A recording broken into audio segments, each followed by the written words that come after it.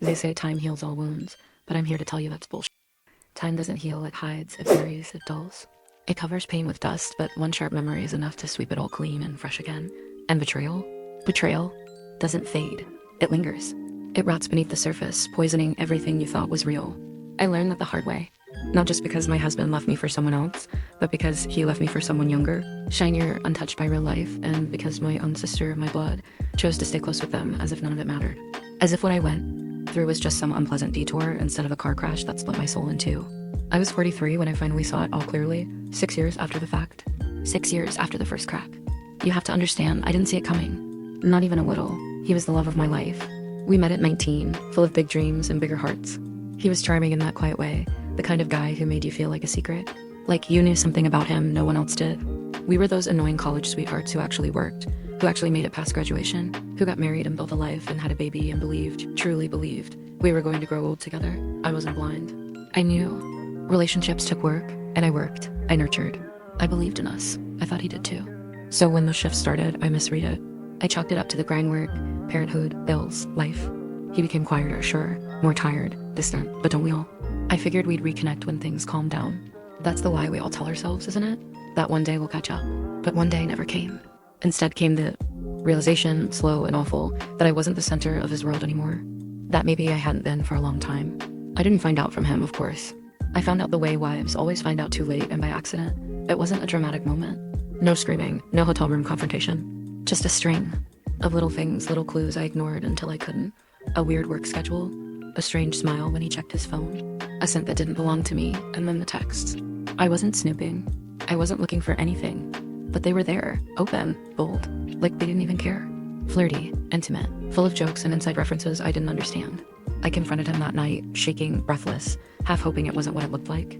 That's how much I still believed in him. But he didn't even flinch. He just sat there, not even surprised, like he'd been waiting for this moment. And then he said the line that would haunt me for years. I'm sorry. I tried really hard. Not to fall for her. Tried, really hard. As if resisting the affair was a burden he carried, and I should be proud he made it that long. He didn't cry, didn't apologize again. Just said it like a fact, like the weather. And I knew. In that moment, I knew I was done. Not just with him, but with who I had been. I packed a bag, took our son, filed for divorce. He didn't fight, not once, no Larry tricks.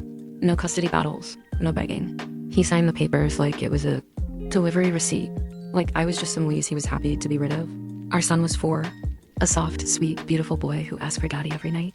I tried not to cry in front of him. I failed, a lot. There were nights I curled around his tiny body like he was the only thing keeping me from shattering. Maybe he was. Therapy helped. Eventually, the medication dulled the sharpest edges. But nothing could dull the humiliation. Because this woman, this 24-year-old, I couldn't escape her. She worked with him. Everyone knew. She wasn't some faceless stranger.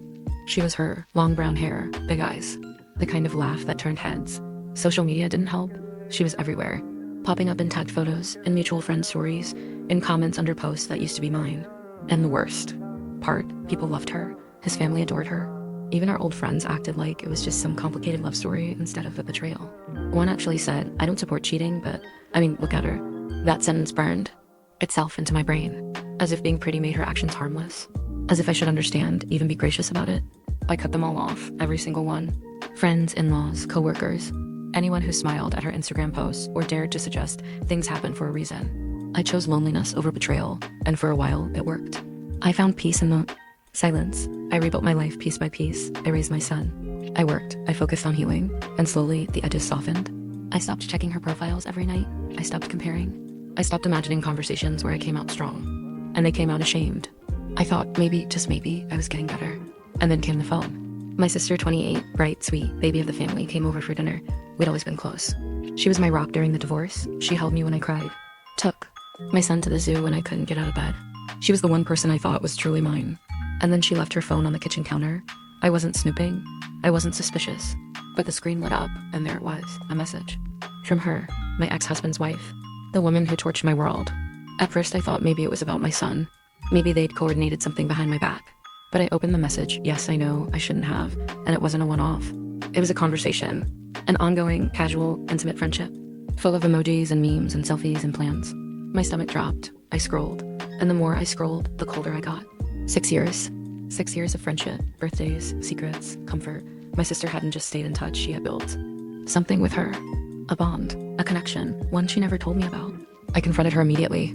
She blinked, shrugged, said, "It's not a big deal." I laughed, actually laughed. Not because it was funny, but because it was insane. She said she didn't want to pick sides, that the wife had been there for her during some hard times, that she was kind, supportive, not what you think. I couldn't breathe. I said, "Not what I think. She's the woman who destroyed my life." My sister shook her head, told me I needed to move on, that I was still bitter, that I was letting this define me, that I was hurting myself more than anyone else. And then she said the thing that made my decision crystal clear. She's a good friend to me. I'm not going to stop talking to her. I looked at her, really looked at her, and realized I didn't know who she was anymore. So I said, "Then you don't get to talk to me either." I cut her off completely. I blocked her. I deleted her number. I stopped sending money, the same money I'd been giving her every month to help pay off her student loans. Thousands of dollars gone. She called crying, screaming, said she'd be screwed financially, that I was ruining her life. I said, "You ruined ours first." She told her parents. They called me dramatic, petty, said I was letting something from years ago control me. But it's not about the years. It's about the lies, the betrayal, the silence. She knew what that woman meant to me. She knew what I went through. And she chose her anyway. So now, here I am, angry, alone, and asking, the internet, am I the asshole? I didn't cry after I hung up on her. Not then. I just sat there, phone still warm in my hand, and stared at the wall like it was supposed to answer the question that had been screaming inside me since that text lit up on her phone. Who are these people? My sister, my own sister. She used to braid my hair when I was sick, steal my clothes, beg to sleep in my room when she had nightmares. I helped raise her practically. I was 15 when she was born, an accident, a surprise, a little sunbeam my parents adored and I protected. Like a second mother, I held her tiny fingers, taught her to tie her shoes, read her books when our mom was too tired. I was there when she had her first period, when she got dumped by her first boyfriend, when she needed help editing college essays. I was her shoulder, her backup parent, her emergency contact. And now she's best friends with the woman who burned my life to ash. It's not just betrayal, it's erasure. It's looking at me crying on the floor 6 years ago and deciding that doesn't matter now. She says I'm stuck in the past. Maybe I am. But how do you move forward when the people you love keep dragging the past back into your face? And I know what people are going to say. That the wife didn't owe me anything. That it was my husband's choice to cheat. That people are allowed to have friendships outside of my emotional bubble. But here's the thing, this isn't about jealousy or bitterness or refusing to move on. It's about respect. It's about loyalty. It's about not laughing in someone's face while pretending to hold their hand. My sister stood in my kitchen, hugged me, watched me wipe tears off my cheeks, and all the while she was texting her, giving her updates, laughing about memes, asking for advice from the woman who replaced me. I think that's what stings most, that she confided in her. That she let herself be emotionally held by someone who shattered me. Because if she could do that, what else was she capable of? What kind of stories was she telling? What kind of secrets did she share? Did she make me sound pathetic? Did they laugh about me behind my back? I know how cruel people can be when they think they're justified. And clearly, they all think I'm the problem now. My parents said I was making a mountain out of a molehill. That the past is the past, and I shouldn't let some grudge ruin our family. But how do you explain to someone that it's not just the affair, it's the silence that followed? It's the way everyone adjusted so quickly, like I was the broken dish they swept under the rug while setting the table for new guests. His parents stopped calling. Our mutual friends stopped inviting me. My parents started asking me to be polite when he showed up to drop off our son, even though he never even looked me in the eye. And now my sister thinks I'm cruel for her. Cutting her off, cruel, as if I haven't been the one bleeding this whole time. As if she's the one who was lied to, cheated on, abandoned, and then erased. And the worst part? She's right about the financial part. She is screwed. Because I was the only one helping her. My parents love her, sure, but they're not swimming in money. They co-signed her loans but couldn't cover them. I stepped in because that's what family does. Or at least that's what I believed. Back then, I was paying nearly $600 a month for the last year. Quietly, no conditions, no expectations. I just wanted to help her get on her feet. Now she says she might have to defer again, or worse, drop out of the program she just started. And you know what? That used to keep me up at night. The idea of her failing, of her being trapped under debt. But now, I sleep fine. I know how that sounds cold, petty, spiteful. Maybe it is. But I've spent too many years bending over backward to be the bigger person. I let people walk all over me in the name of keeping the peace. I swallowed my pride, bit my tongue, played nice while they rebuilt their happy little lives on the ashes of mine. And for what? So they could call me bitter behind my back? So they could sit around Thanksgiving dinner tables smiling at each other while pretending I never existed? No more. I'm done being palatable. I'm done being soft. I'm done explaining why my pain is real. I don't care if I'm the villain in their story. I've been the ghost in theirs for long enough. It's funny people think divorce is about the couple, about who cheated, who lied, who left. But it's not. It's a social earthquake. It cracks every relationship you have in half. Friends, Pick sides, families take positions, and sometimes the aftershocks last years. I used to think I'd done a decent job of surviving. I got my son through preschool and then elementary school. I learned how to be two parents at once. I found a decent job, paid my own bills, kept a roof over our heads. I stopped crying in the shower. I started dating again, cautiously, slowly. I smiled at strangers. I took up painting again, small things, brave things. But now I look back and wonder if I ever really healed, or if I just got good at pretending I wasn't bleeding. Because all it took was one message to collapse me. All it took was my sister's betrayal to remind me how alone I've always been. People always say, but she's your sister, like that's supposed to mean something. Like blood is a shield against disappointment. But let me ask you this, what's the point of shared DNA if someone can watch you drown and then jump into party with the person who pushed you under?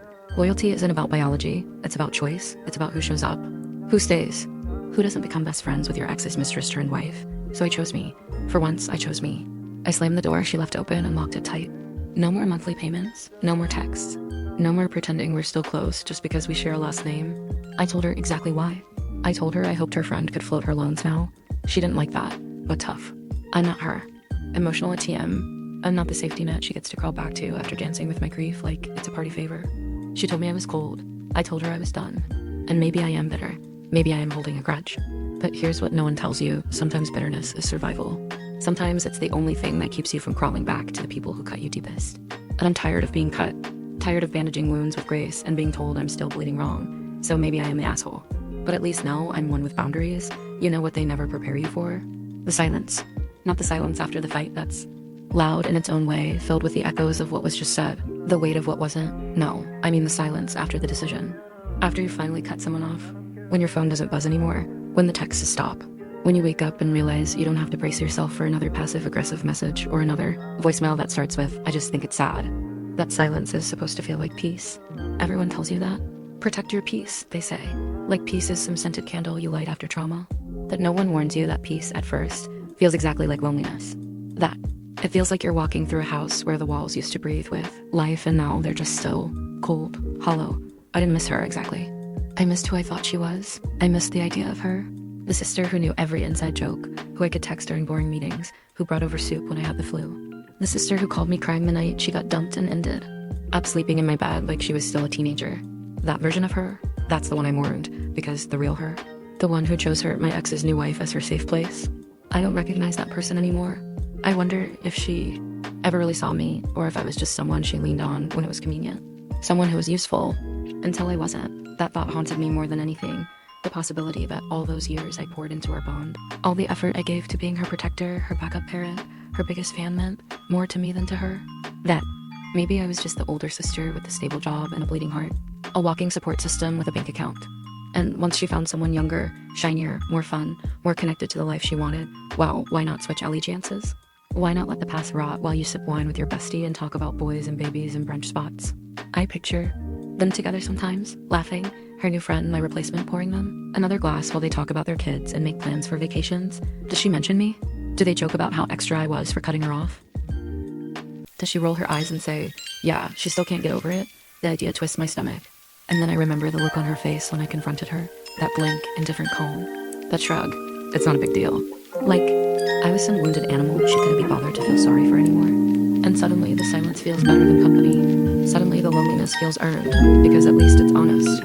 There's no betrayal in solitude, there's no mask. And still the world keeps spinning. I go to work. I help my son with homework. I make dinner, go for walks, check emails, fold laundry. The mundanity of life doesn't pause just because your heart is bleeding. That's the cruel part. You can be hollowed out inside and the water still boils. The traffic still jams. The bills still arrive. I tried to keep my emotions hidden from my son. He's older now, 10, intuitive, and that terrifying way kids are. He asked why Auntie hadn't been around lately. I told him the truth, or at least my version of it. That sometimes adults grow apart. That even people who love each other can hurt each other. That I needed space. He nodded like he got it. Then he asked if Daddy's wife was nice. I froze. I asked why he wanted to know. He said she's nice to him. That she gives him cookies. That she hugs him goodbye. That she tucks in his little sister and lets him help read bedtime stories. That she smiles at his drawings. And I nodded. Because what else can you do?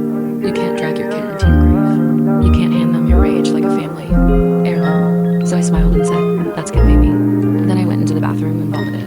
Because of course she's good to him. That's the game. The performance. The pristine Instagram-ready version of motherhood and redemption. She has everything I lost, and she's playing the part perfectly. And here I am alone,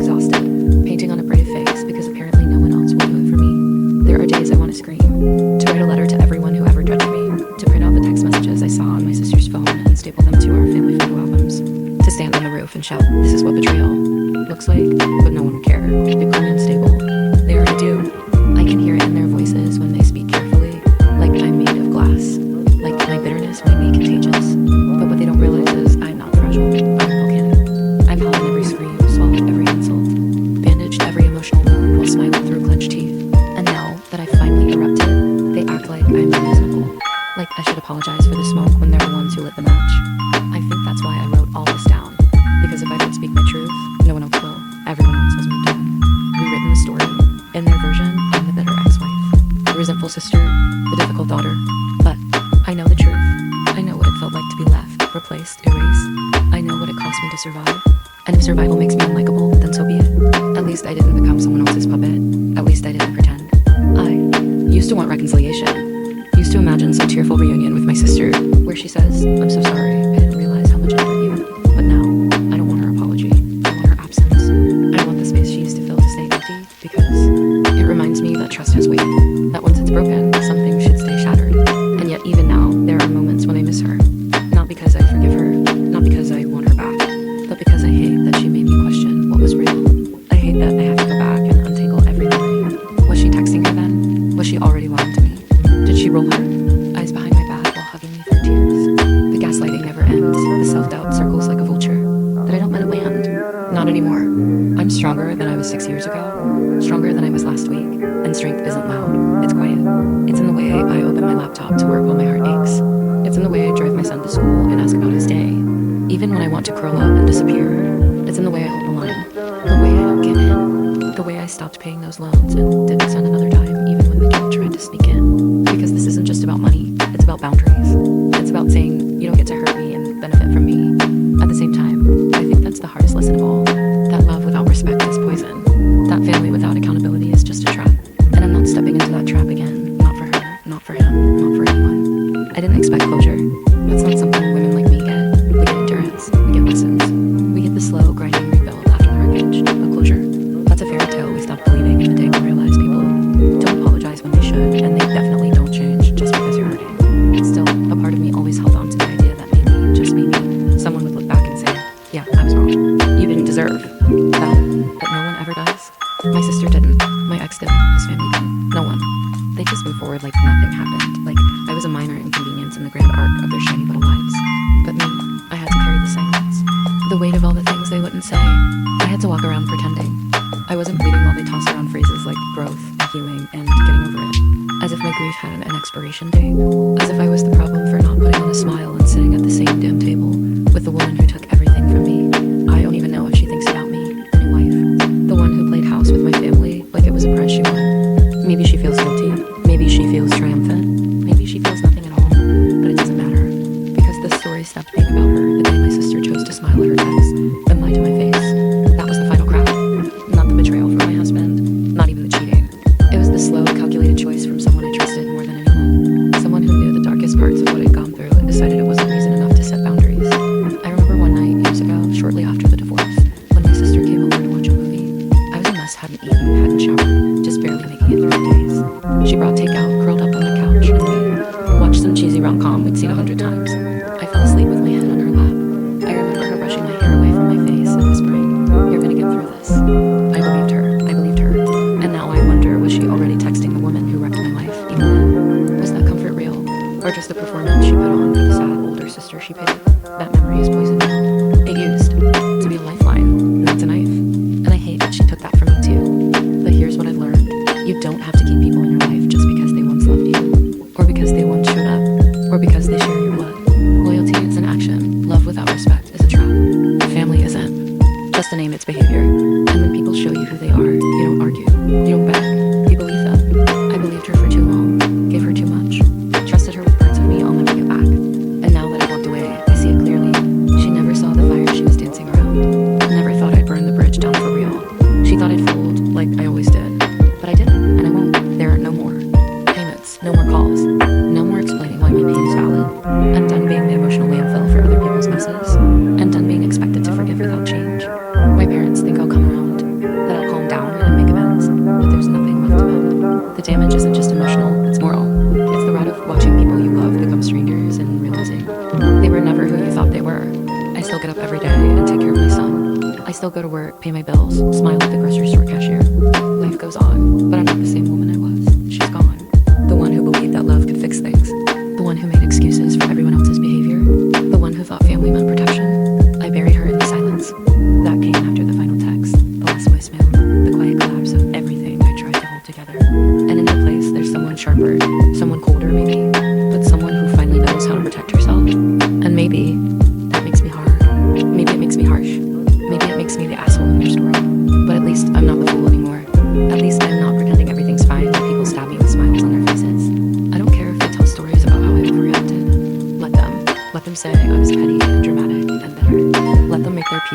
version of me that's easier to dismiss. I'm not here to be palatable. I'm here to survive. And sometimes survival looks like slamming a door and never opening it again. Sometimes it looks like choosing your own damage.